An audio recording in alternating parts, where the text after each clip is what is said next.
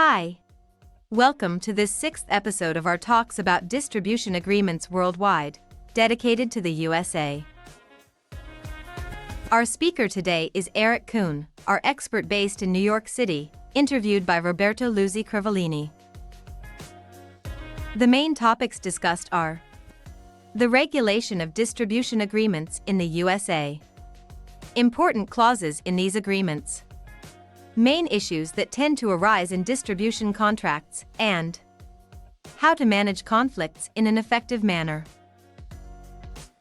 Make sure you follow Legalmondo on LinkedIn and YouTube to stay updated on the next episodes. Hi, Eric. Thanks for joining this series of distribution talks worldwide. We discussed today the United States of America, and I would start by asking you the starter question of this series, which is how distribution agreements are regulated in the U.S. Well, sure. Thank you. So the United States, obviously, big country, many jurisdictions. We have federal jurisdiction in 50 states, among other peculiarities. But as a general proposition, they're not directly regulated in the sense that there's not a specific rule or law. Like I know we're talking about distribution, not agency, but some European countries have the agency rules, of course, and some of them, by extension, distribution rules. We don't really have that paradigm. It's really based on private contract. Obviously, there's a whole host of laws that affect and define and how the scope and how the relationship is carried out. You have antitrust laws. You have product safety laws. You have product liability laws. You have sort of other types of laws that affect how the relationship will work. But there's not, like, you don't go to the New York or the federal, sort of legislation and find a law that's distributorship law. Sort of, this is what your contract has to look like. It has to have this, that, or the other thing. That we don't have that kind of a system. So it's perhaps a shorter conversation or a shorter response from that point of view than maybe with the other interviews in other jurisdictions. We're having this chat. It's a long conversation if we're going to go into each of the different areas and start talking about all the various pressure points in antitrust law or tax law or whatever that, of course, affect how you structure and what you provide for in the relationship. Yeah, sure. Well, we can maybe go into that. Maybe just highlight what are the main issues or let's say, the most important clauses that one should consider when entering or when negotiating a distributorship agreement for the USA, especially from the viewpoint of the foreign company, which is not uh, uh, well versed into the regulations that tap into the distribution relationship. Okay, well, I mean, let's take that in two steps. There are overarching, as I said, there are some overarching considerations that go into structuring the relationship. And then there's some of the specific provisions that we require particular attention. I mean, uh, not to spend too much time on it, but tax is always in the background a little bit, and it's more relevant. It's not particularly relevant in most distributorship relationships because it kind of works out. But when you're talking about a non-U.S. legal person, a company, a supplier from Italy or Europe coming into the States, it's different than a supplier from Wisconsin coming to New York or whatever. So you have the overarching question that you want to at least keep an eye out about U.S. trade or business and permanent establishment concepts. So you don't want your U.S. distributor, and this is more it's not common in either of these two, but more, perhaps a little bit more of a risk when you have a U.S. agent than you have a U.S. distributor. But in either case, you certainly don't want to have your U.S. Distributor relationship or your overall distribution activities to be in their totality to essentially subject you to U.S. taxation. It's really not usually something that is a high risk. But the two pressure points are ensuring, again, more in the agency relationship, but ensuring that this U.S. business partner is not essentially acting on your behalf as an agent, not signing on your behalf, not negotiating too many things on your behalf and all that. Again, and a distributor don't usually do that. They buy them, purchase the products, they resell it. There are of course meetings and discussions and to manage your overall business. But that, by its nature, it's not usually set up where they would be much of a risk of them sort of acting on your behalf. On agency relationships, of course, that's more of a risk. The other is that, and this is standard for any business activity, but if your company supplying product widgets into the United States, you want to make sure that your own presence here, your own contacts here, are not crossing that line. And this is extremely facts and circumstances based. So needless to say, if you have an office here, but also if you have inventory here, you're holding inventory for resale in the United States, and other facts, and how much presence you're here in terms of negotiating or penetrating the market, these all could create issues. Antitrust is a whole major topic, can be an issue. Some of these topics are well known. How much you can try to control the price, the resale price, so-called vertical price restraints with your distributor. That's a big no-no in the United States, and it's a black and white no-no in a way that I think in Europe it's more of a rule of reason kind of test. There are other types of aspects of the relationship, whether you have non-competes or most favored nation or your minimum price or exclusivity, that, depending upon how they're set up, could raise some of those issues. And of course, there's all that relates to product safety and product liability. So of course there are rules and there are requirements and protocols and standards and all that the products need to meet. And if they don't, there could be risk of issues with regard to the authorities on the one hand, and of course, if there is actual liability, actual damages in the marketplace with third parties, with consumers, with commercial counterparties, all of these things can give rise to very significant liability and very significant legal defense costs. And all of that is very much the stuff of the distribution agreement.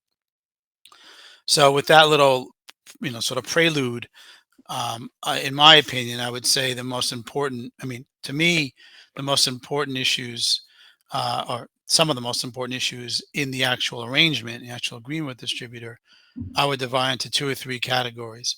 One is, really understanding, this is more legal, but also not legal, really understanding, of course, your distributor and their capacity to do what you need them to do. It is a huge market. It's a very varied market.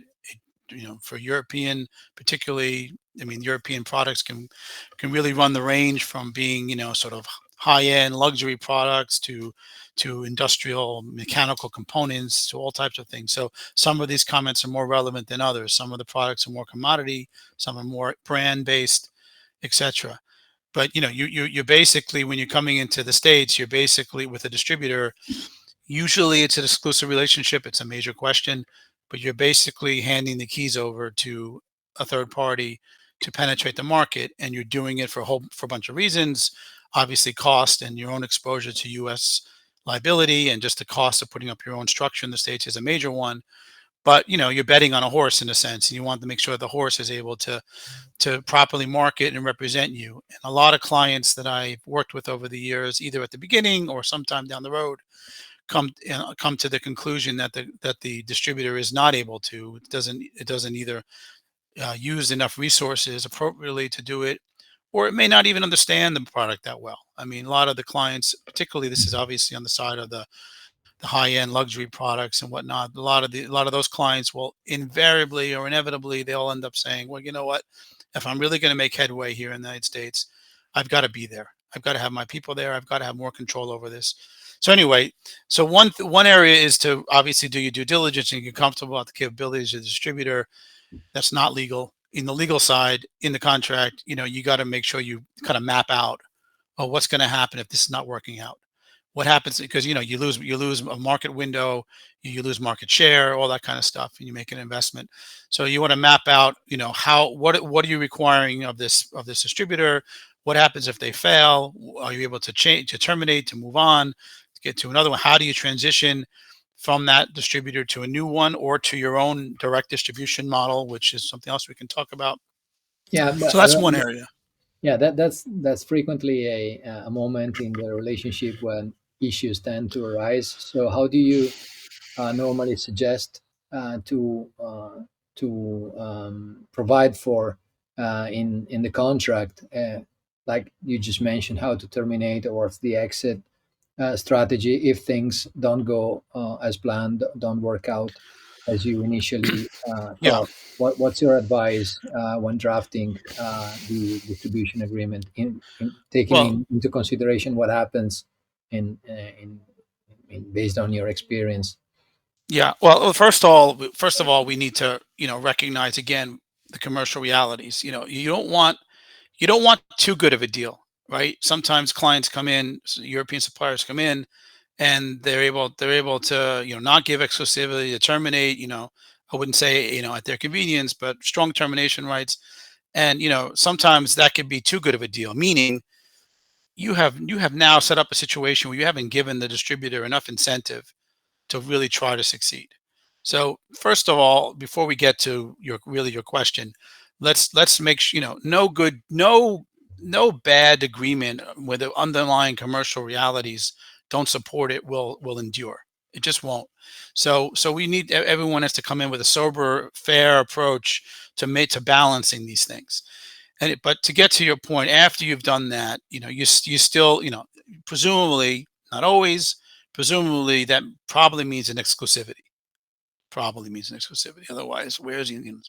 So once you have the exclusivity, then you have to question. Then you want to then condition it on.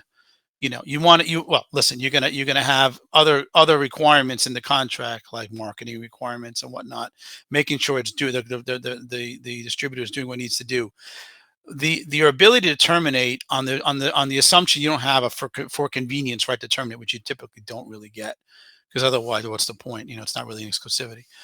Is really a function of whether the distributor breaches. Now that means, so the first question is, how specific are you? How specific can the supplier, non-U.S. client, be in detailing at least, as examples, not necessarily as a limitation, what the distributor should be doing, how much should it be spending, what trade shows should be going to, what are the various things it should be doing to promote this product. The more specific you are, the more you can point to that as not having been complied with, if you need to. A lot of times you see, of course, suppliers giving exclusivity and tying it to some minimum purchase requirements, as another way of gauging the business. And then so there's that, and there are shades of gray in that. Is it literally, can a distributor maintain this exclusivity by just cutting a check, or do they have to be sold into the market? So you have the more specific you can be in what your requirements are that matter to you in promoting the product and how it's sold, what channels it's sold in, what channels it's not sold in, that kind of stuff. The more you have something to point to when it comes time to terminate. You should also be careful that the cure periods and the dispute resolution periods are not too drawn out, because what in the real world, you've got a market window, you've got market share you're losing, you've got opportunities you're losing. If you get into a dispute with a distributor and you can't really get out because, first you have 30 days or 60 days of cure period for this and then for that, and then you escalate and you've got to meet, and then you've got to go to this and then non-binding arbitrator or non-binding mediator or whatever. By the time you're done, a year has passed, and you really haven't, you've been kind of paralyzed. So Yeah. specificity in the provisions, not too drawn out in the dispute resolution.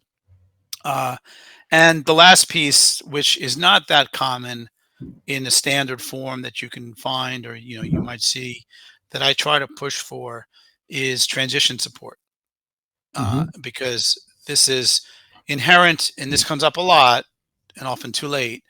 But no, when you are the supplier and you have a distributor and the termination moment comes, no, the client list is not your property, it's the distributor's property. And that fundamental point sometimes gets missed or not appreciated, and you end up having to negotiate. Now, getting the customer list isn't the only thing you care about. You want a smooth transition. So you also want to make sure that you have the ability to transition. How are you going to do this? Depending upon the nature of the market, of the business you're in, you can not really need that. It's pretty obvious to you who the 3 or 5 or 10 big box store buyers are, or whatever. Or Yeah. they could be, very, as you guys say in Italian, capillary. They could be sort of a whole mass of small or significant number of smaller, if it's a medical device, could be like physician offices or something, and you have no visibility, you don't know who they are, and you have to start from scratch. So that know-how kind of is got a value to it.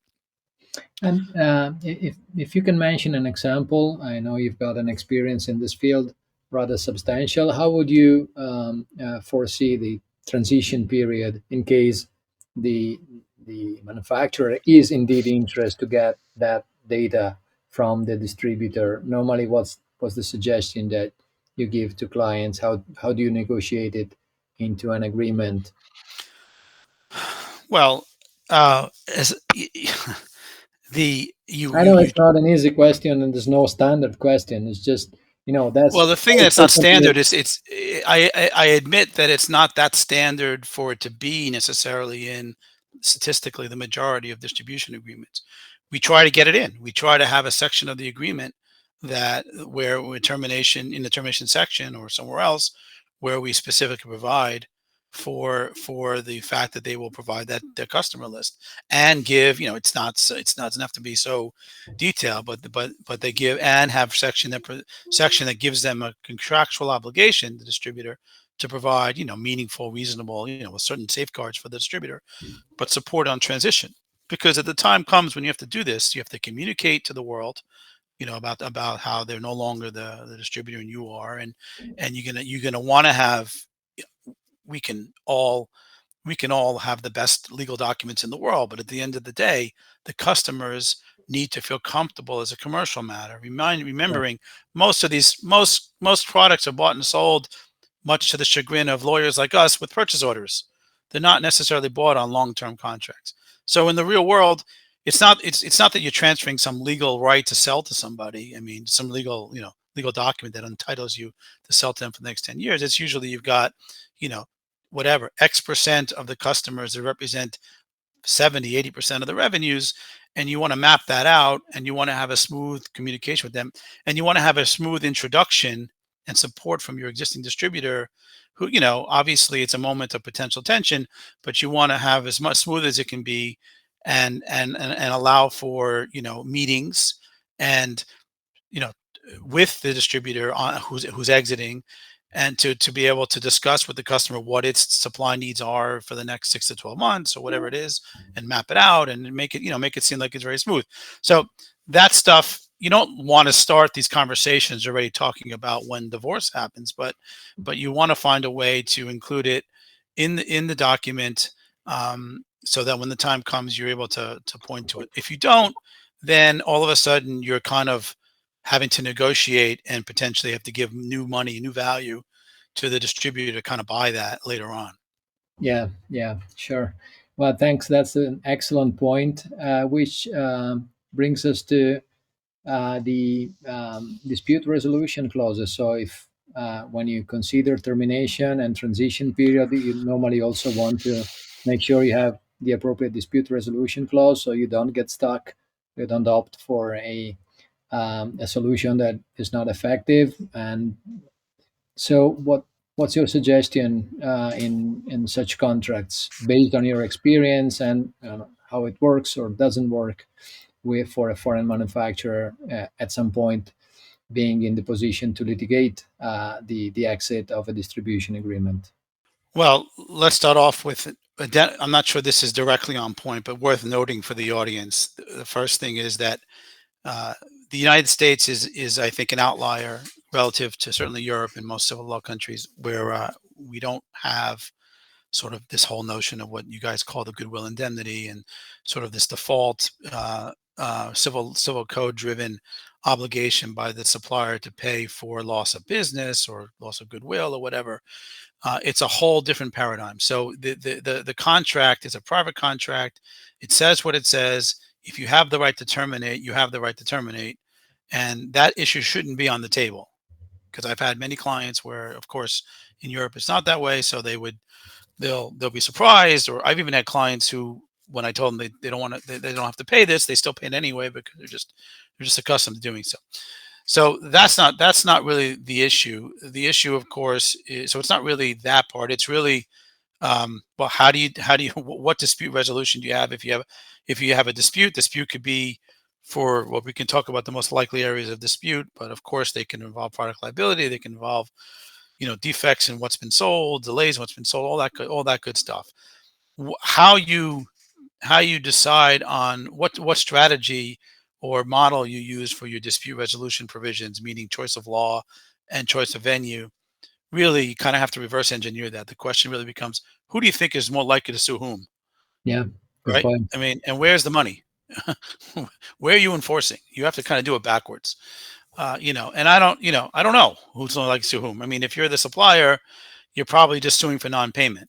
I mean, it's possible that the distributor could be abusive in some way of your IP, or, could be doing other things that they're not supposed to be doing. But by and large, you're probably suing them because they didn't pay you for your product, Yeah, by and large.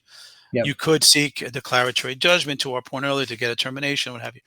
The other way, otherwise, the distributor, I mean, otherwise the disputes are probably more about, some liability, some product liability based thing where everyone's getting sued. Some third party is suing everybody, and everyone's being called into question. And now you have, everyone has a different version about who's responsible.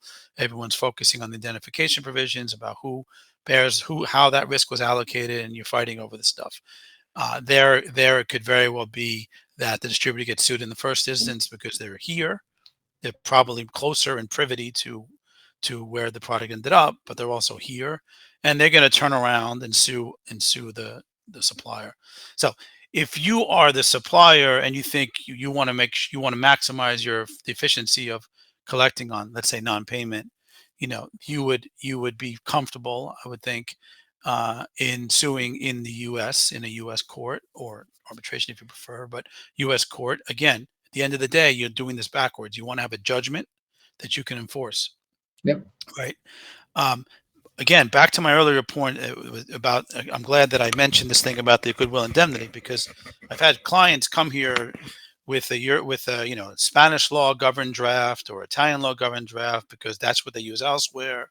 Oh, and because they have their own local law firm that they have on board, and I remind them, you as a supplier, you do not actually want probably Italian law or a Spanish law or German law. You probably want New York law. It sounds counterintuitive because it's not your mhm, law, but you probably want it because it doesn't give all the benefits and protections to the distributor that the typical European law would. And more so, most European distributors don't know that. So you can actually get something for that. You can give that up in a negotiation and get New York law, which they think is better for them, and get something out of it. So anyway, so I would definitely choose U.S. law if you're the supplier, and the opposite if I were representing a distributor, which I rarely do. And As far as venue, if it kind of works both ways. If you think you're more likely to be suing, then U.S. courts is probably fine, or arbitration. If if you think they're more likely to be suing, actually, U.S. courts is still probably better. Yes, it's far away from you, but it means that the distributor has to get a U.S. judgment, and then has to go and has to have it recognized in Germany, Italy, or France, or whatever. yep, Because, as you know very well, Roberto, while arbitration, there's a treaty that for enforcement of those, there is no such treaty for court judgments. yep. So it's not an area where you get too much mileage about being too cute, but all on a balance, and I know that it's sort of maybe, I'm happy with this result, but on balance, I think a U.S. court, a New York court, is a good place to choose on both directions. Nice. Shall we end up with a takeaway on this matter that you would, consider giving to either councils or companies that are considering or are within already a distribution agreement in the U.S. and that they should keep in mind? Well, what I haven't said yet that we often talk about, and Roberto and you and I have talked about many times, is sort of the even greater importance that the contract has in the U.S. as compared to other places, precisely because there's so little. I mean, we have our default law, of course. There's a UCC. There are rules that govern these things, but a lot of this stuff can be changed by contract and is changed by contract. And in our system, the deference and freedom of contract is even stronger than my experience has been elsewhere.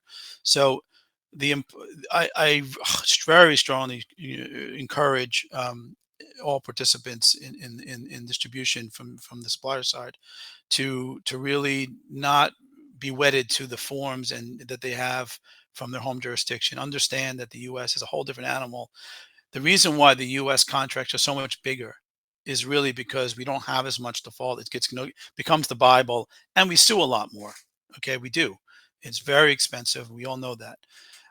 So that's one takeaway. The client should view that as an investment in risk management, just like he has quality. They have quality controls in their factory. They should have a good, well done contracts to protect their interest and allocate risk properly. Now, an allocation of risk, we haven't spent much time talking about this. I won't get into the great detail, but even sort of consistent with the fact that it's in this document, not so much in the default law. You have the clients, the suppliers' exposure here on product is really a function of the warranties it gives, on the actual product itself, and of course the indemnities, which ultimately tie into, for the most part, third-party claims, and there, of course, it's hotly negotiated. But there you have to try your best to try to limit your exposure to vis-a-vis the distributor. What we're really talking about here, while you may have direct damages to the distributor, you also have damages to the whoever is further down the chain. So that person, that entity, that person sues everyone, and then you have potential for damages. You have potential for legal defense, which can be exorbitant. I recognize compared to the European model, and so this stuff gets negotiated and regulated in this contract, in the reps warranties and the indemnification and the limitations, including caps, exclusions on things like consequential damages and lost profits and whatever, a whole bunch of things. But that stuff is important, is very crucial to managing a supplier's risk. And so that's a clear takeaway from my perspective. Okay, thank you. And that's a good point where we can wrap up. Thanks a lot for this chat, which was very interesting. And well, until next time, thank you, All right. Eric.